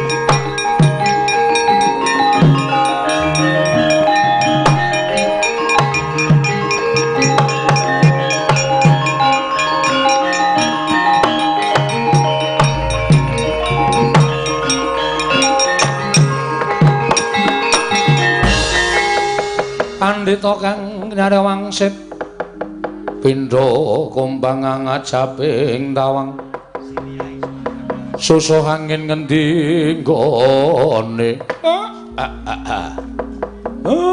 Manik Maya ta iki inggih Kakang Ismaya kula ingkang sowan lah kok bener ature Petruk durung rampung Petruk nggone matur kelawan aku yen to iwang pikulun Bathara Guru ya isi Manik Maya bakale rawuh neng Karang Kadempel. Padha slamet Manik Maya. Pinayunganing kawidadan sowan kula Kakang Ismaya. Kula ngaturaken sembah kula kunjuk. Iya tak tampa. Eneng apa, ha? Apa kowe nglarapake penjaluke kakangmu? Apa kowe ngaturake apa sing wis ndak aturake lumantar Petruk kanthong bolong? Kakang Ismaya sowan kula wonten ing Karang Kadempel sayekti namung badhe nanting dhateng penggalih ndika Kakang. Nanting bab apa? Menawi Kakang semunipun boten trimah kula menika dados nalindraning para Jawata. Tuwin Kakang Ismaya badhe kepengin lenggah dampar wonten ing Sela Kandawaru Binangun. Kula aturi prasaja kemawon boten kanthi sarana kados mekaten. Kayiwangan dipun orak-arik dening Petruk menapa dene Bagong.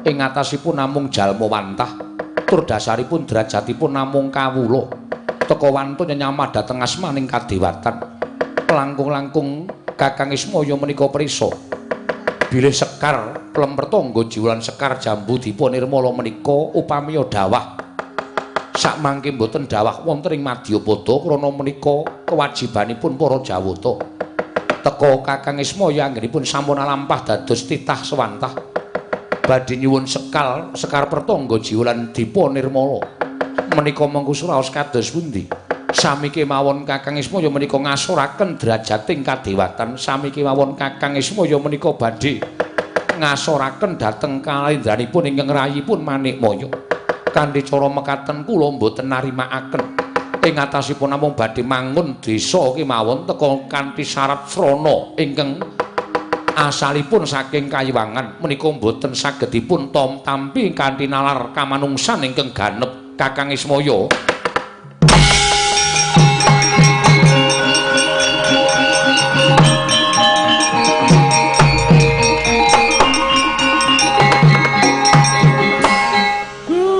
Lah kok tekan semono nggonmu mikir, Upama aku kuwi gelem dadi dewa, upama aku gelem dadi Jawata ning Kayangan, mestine ora kowe sing dadi ratu ning Kayangan. Ming eneng loro, antaraning aku apa Kakang Teja Mantri. Ning kowe mesti pendak-pendak ngluputke dulurmu tuwa, pendak-pendak ngluputke aku. Niatku rak mung kepengin bangun desa. Desa iki ada parane saka Kayiwangan. Aku malah tok senggo areng ngembari marang panguwasaning dewa kuwi terus aku kuwi apa coba aku tak takon. Aku kuwi rumangsani ming titah. Wondene ana sing ngelokke yen to Semar kuwi titi sing Ismaya, monggo aku ora rumangsa dadi titi sing dewa. Lehku dadi menungsa ya tak lakoni kanthi ikhlas. Aku ming kepengin duwe niat apa pancen adiku lanang ki isih eling karo kakangne apa ora.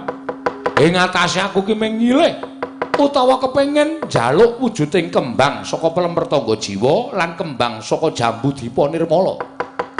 Mongko kembang kuwi ora saben-saben ming pisan nggone tukul ning bola-bali merga Plempertangga Jiwa lan Jambu Dipanirmala kuwi pangananing para dewa.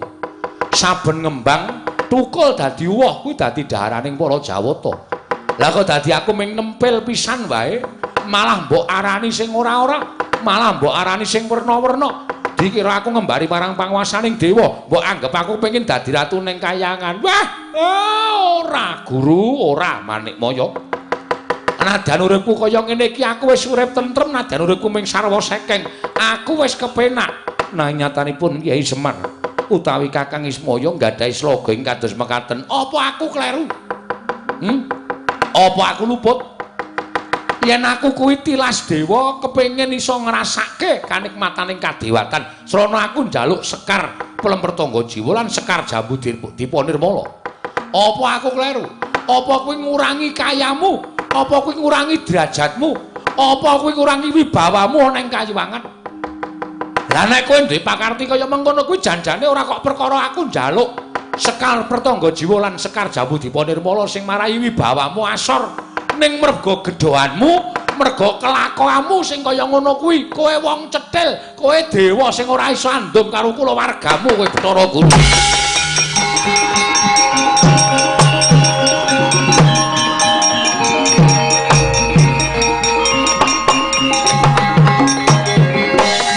Ora sandadak kokian gunem tanpa guna. Niatmu piye? Kakang Ismaya aku mung kari manut. Apa pancen kudu taker marus mulang tatu? Wah. Lah kok kaya ngono ucapmu. Kowe karo aku ki sedulur lho. Kowe ki adhiku. Ya nadyan derajate beda. Apa ora saru dinuling atase ming perkara kaya ngono? Lah kok dadi kowe saiki sugal ucapmu ora nganggo tata krama? Ora peduli. Kena tau pamake lamun Ismaya isih urip ana ing jagat, ora bakal langgeng Manikmaya nggone dadi nalindra. Sarta ora bakal tentrem nggonku dadi dewaning para dewa mangreh para titah ana ing jana luka. Mula wektu dina iki ora gelem murungake kersaning Kakang Ismaya. Rupak wani, jembar wani, padhangane wani, petengane apa meneh setan alas kowe. Waduh.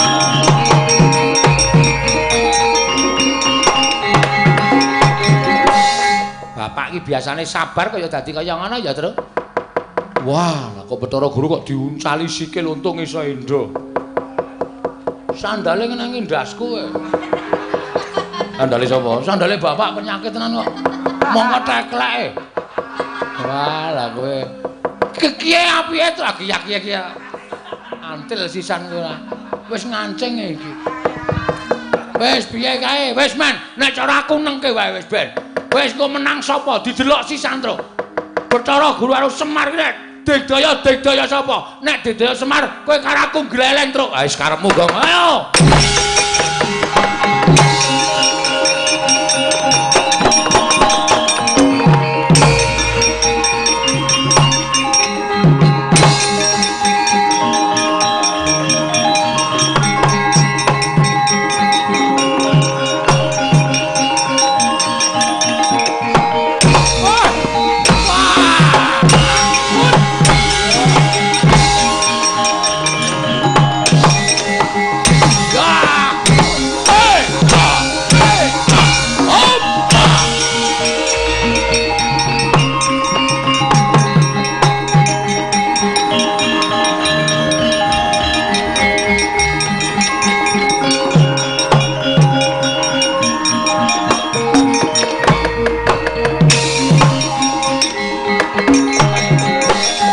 Mastu nama sidam skaring bawana langgeng.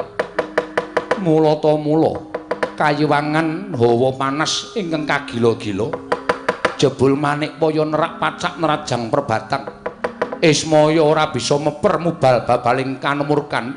Putulun. Putulun sakarone padha sirepen kamurkan kita Putulun.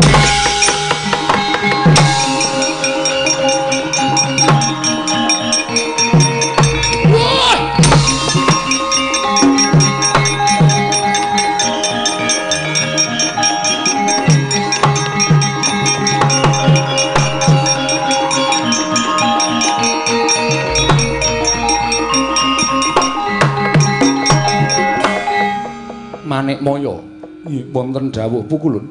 Ismaya, kula ingkang mestine sira kuwi tinemu werda. Nggih. Kita tinemu tuwa kudune bisa meper mubal babaling kanepson.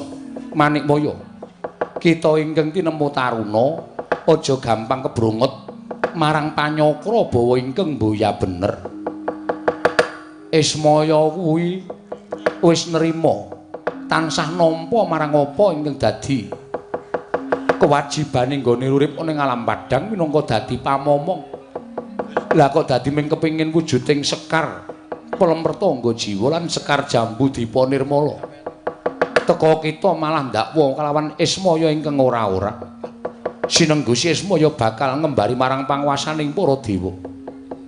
Manikmaya, lamun nduk nalika semana kita kuwi ora tumbak cucukan kelawan pukulun Bathara Tunggal ya wong atuwa kita sayekti ingkang dadi nalindra ning Kayiwangan dudu kita nanging antraning loro Semar Upawata Teja Mantri nanging gandeng kita ingkang sak temene duwe niat kepengin dadi nalindraning para Jawata wekasan kita adul-adul kelawan wong atuwa kita Sang Hyang Tunggal wekasane Semaya lan Teja Mantri kudu nandhang papa cintraka kaya mengkene iki merga saka pradul kita kelawan wong atuwa kita apa isih kurang nggon kita nyengsarake kelawan kadang-kadang werda kita Manikmaya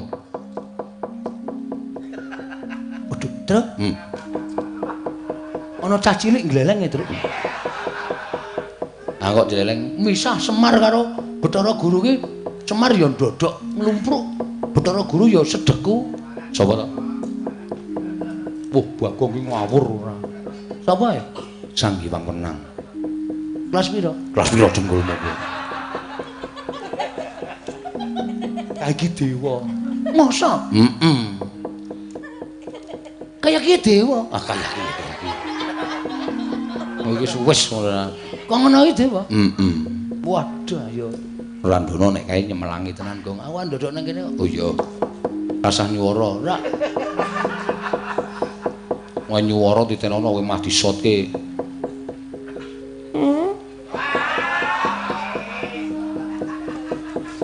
Bagong iki pancen setan ora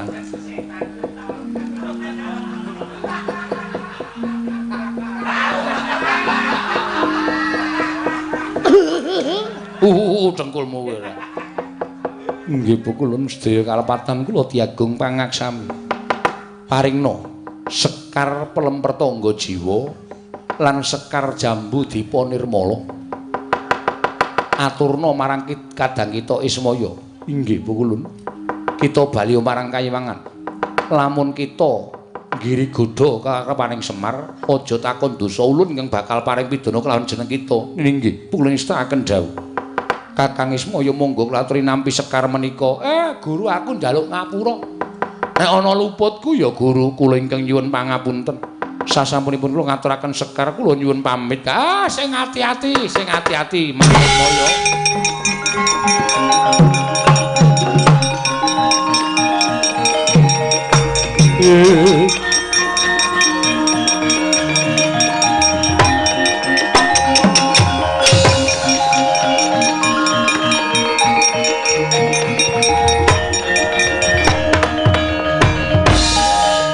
Ismaya, kula wonten dawuh.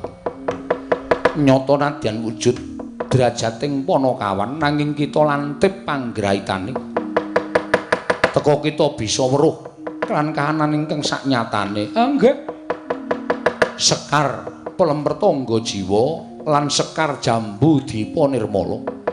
Iki krana uncating dewaning buga Sang Hyang Pikulun Bathari Sri. Ingkang mapan lan cumandha ning Kayiwangan dina samengko wis kundur marang Praja Ngamarta. Mugi-mugi sageta mandi ngendikanipun Hyang Ibu kula asih prana.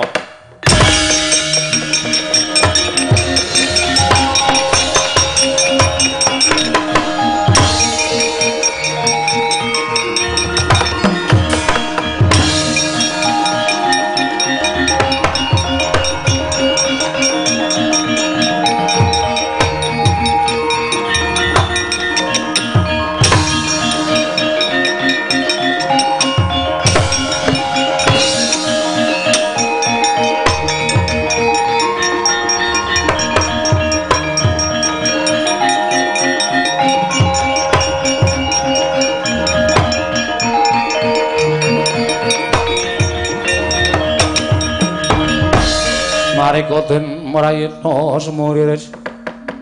semuriris eka balik titiyane Kakang Semar aku ingkang sowan matur nuwun Den Ndara Punta Ndara Werkudara ya Semar iya Kakang Semar enten apa kabar sing tak tampa Kakang Semar bakal mbangun desa nggih apa pancen bener mengkono nggih leres malah niki pun kula wiwiti srana kula wis entuk syarat srana.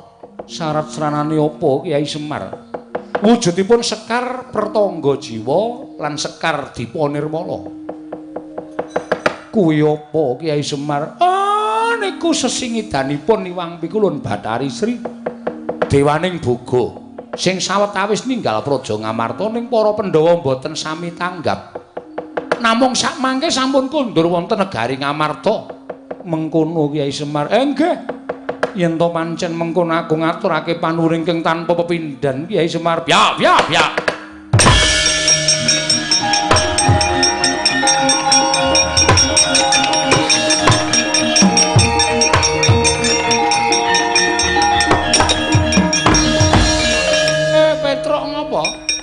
Matur ngersanipun Bapak Semar. Iya.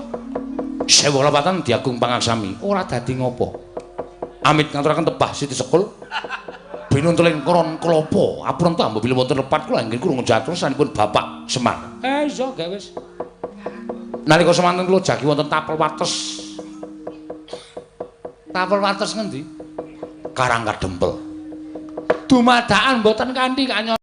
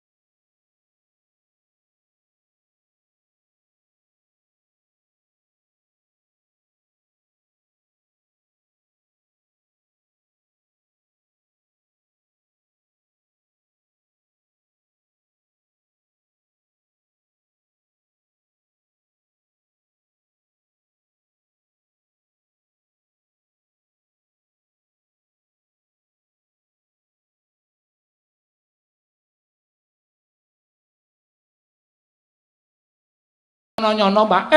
Nang apa Petruk? Wonten buta ngamuk punggung Suratamtaha Nirbaya Nirwikara. Goleki sampeyan jarene endi Semar? Grak-grake sing jeneng Semar Badranaya. Werkudara Janaka aja kaya bocah iki.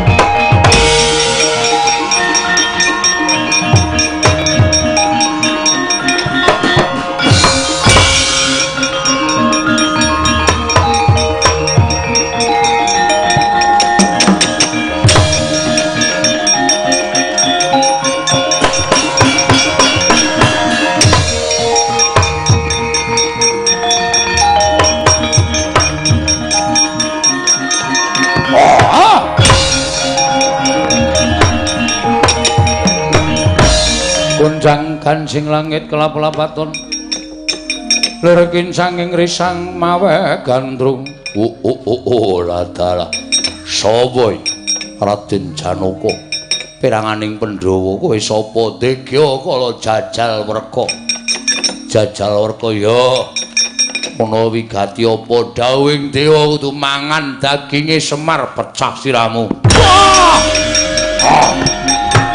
Ayo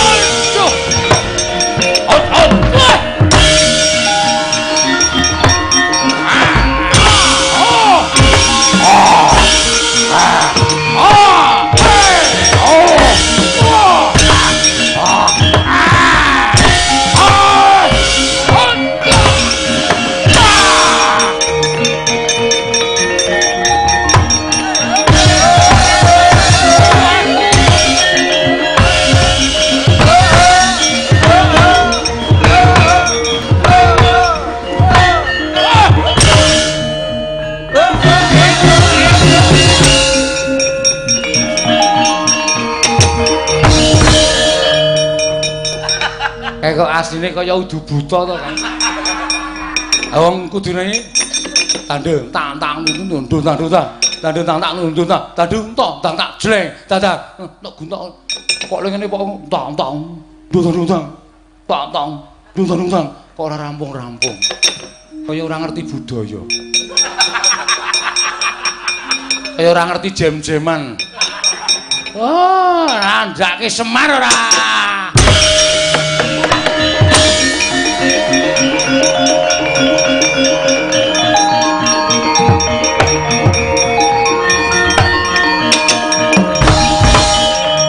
geger Pak piye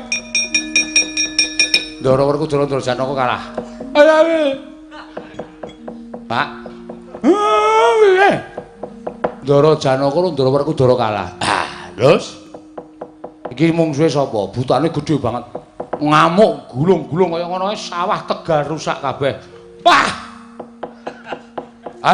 ham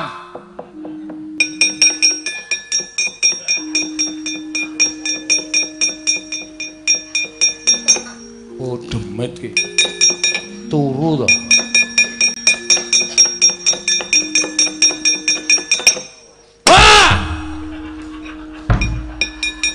Bagong gugah bapakne digetak ben mangkel aku wis kaya ngene kok malah turu Petro butane ndi kae lho tak deloke Semarika den prayitna semuriris seka balik titiyani Gandayani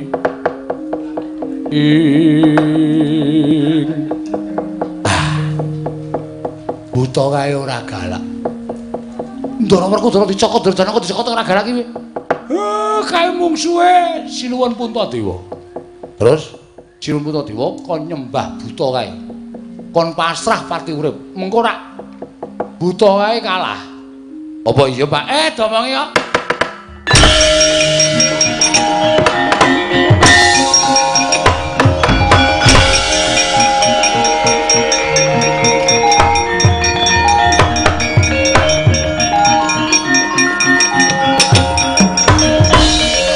dawuh Bapak iya Petruk piye ken perang sapa sampean aku ora iso perang Petruk sampean mboten perang ming cukup lenggah terus buta nika ngamuk disembah aku nggih pun gawe selak adem banget iki angine mak bus wonten wateng balung mak cekot-cekot bisa kaca-kaca men gawes ayo ndak selak jenenge adem wong edan ora tak maju nggih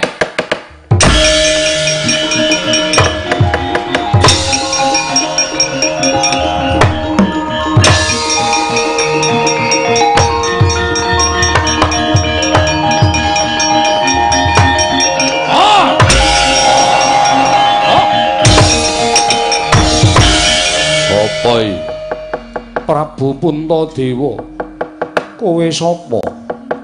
Aku Jajal Werka. Jajal Werka. Iya. Ayo ndi Semar Badranaya. Tak cekel bakal tak nggo ganjel isi ning wadukku. Jajal Werka yen to pancen arep mateni kelawan Semar. Ternyatane Semar kuwi Pandhawa kuwi dimong dening Kyai Semar yen to Pandhawa kelangan Kakang Semar pepes bayu kang tapis ora bakal duwe kekuatan mula tinimbang Semar ingkang tekaning pati aluwung Puntadewa sakadang ingkang mbok sirnakake ikhlas karo nyawamu ora ikhlas sebab apa mapan tak gaglak dadi isen-isen ning wadukku namung sadurunge kepareng aku ngaturake sembahku marang panjenenganing Sinuwun Prabu Jajal Werka. Iya ming sampeyan ingkang bisa nyiwargake kelawan patining Puntadewa Sinuwun. Waduh mati aku.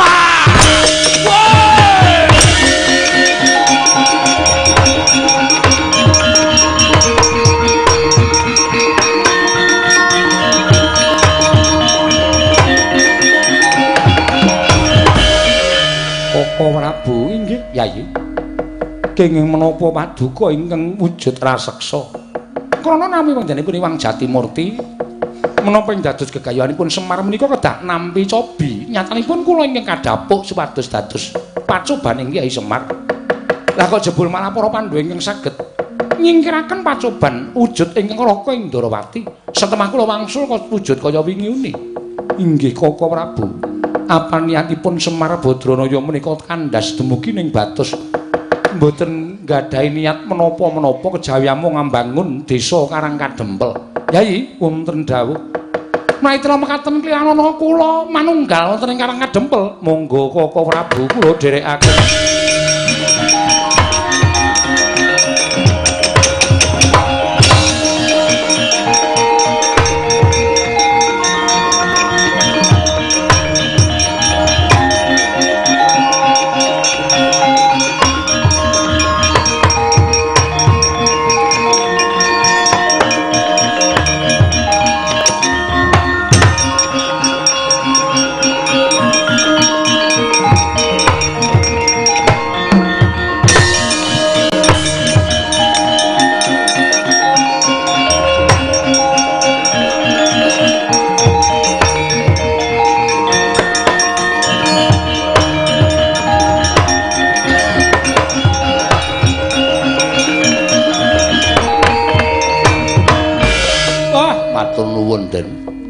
Dene ndara-ndara kula sampun sami ngestreni anggen kula miwiti mbangun desa Karang Kadempel. Iya Kyai Semar. Krana kuncaraning desa Karang Kadempel bakalan nyembuh wibawaning Ratu Ngamarta. Semono uga aku Kyai. Sing gedhe pangapuramu yen aku mau mung dinawan dening Wang Pikulun Jatimurti nggih. Kula wis ngertos. Sekar Pelemper Tangga Jiwa lan Sekar Jambu Dipa Nirmala. Jebul dados papan pandhelikanipun Sang Hyang Pikulun Bathari Sri anggenipun uncat sawetawis saking negari Ngamarta. Samangke sampun kondur wonten negari Ngamarta. Karang Kadempel ingkang kinarya marga tindaking Bathari Sri. Wekasan mangsawang dhewe Ndara Reja mulya napa sing ditancepake isa thukul ngrembaka woh-wohane. Iya Kyai Semar. Mula gandeng sedaya sampun paripurna. Nek wonten lepatipun ingkang abdipun Semar kula nyuwun pangapunten. Kinarya sesanti Sura Sudira Jane Kang Ret Suh Brasta kaliyan kula Darmastuti Rahayu samya makarya Rahayu ing samya pinanggih. Kula nyuwun pangapunten enten lepat kula pribadi lan kanca-kanca anggenipun atur pasugatan dalu menika Ndara.